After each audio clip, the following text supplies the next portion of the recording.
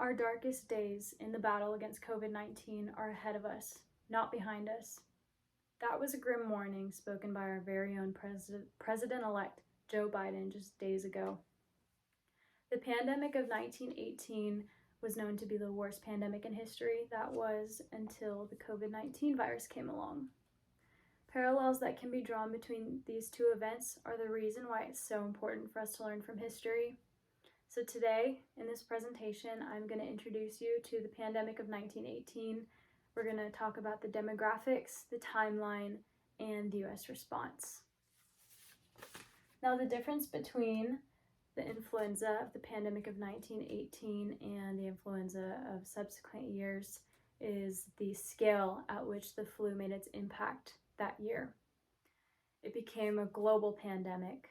In fact, the history of the 1918 flu pandemic by the CDC, which is the title of one of their articles, it talks about how 500 million people were infected that year, or infected during the pandemic, not just that year.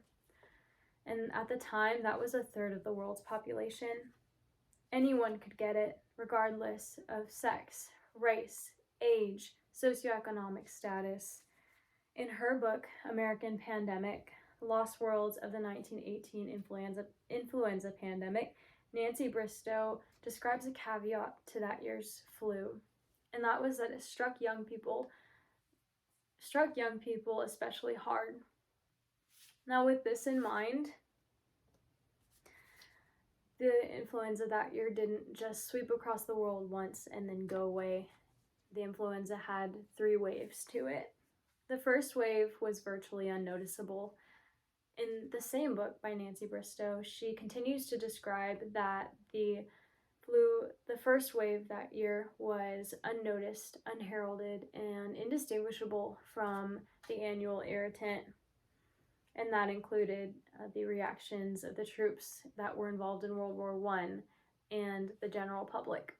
And then the virus mutated, and the second wave was especially deadly. The History Channel released an article in 2020, and it talks about how the spread of the troop movement helped the spread of the virus at the time. And the National Institutes of Health, in an article in 2019, adds on that the migration of refugees, as well as the mobility of women who are engaged in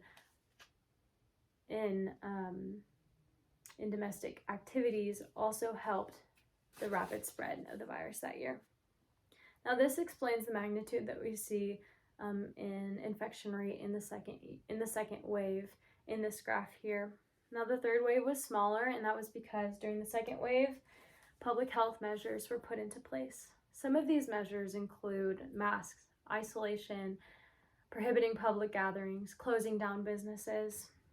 In a 2007 article called Pandemic Influenza, Studying the Lessons from History, Stephen Morse talks about how not one of the public health strategies or interventions were more effective above the rest.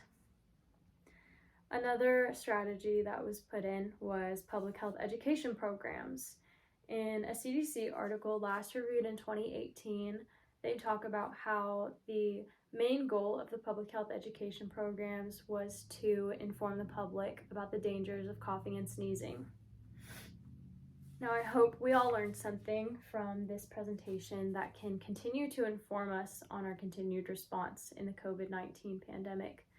Now, today I introduced you to the 1918 influenza pandemic, and we talked about the demographics of it, the timeline, and the U.S. response.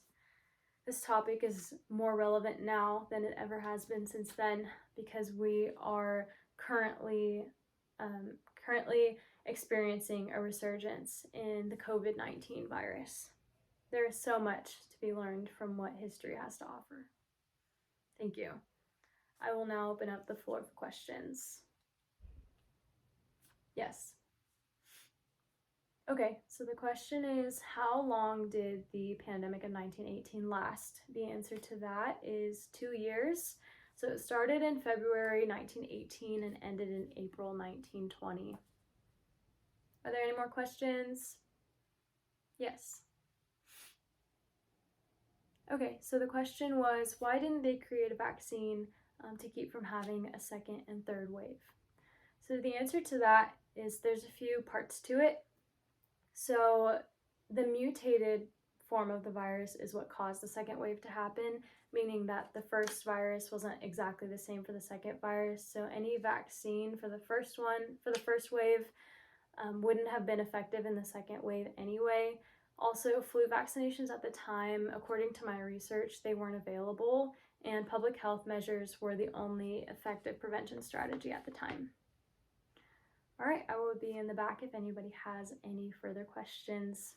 Thank you.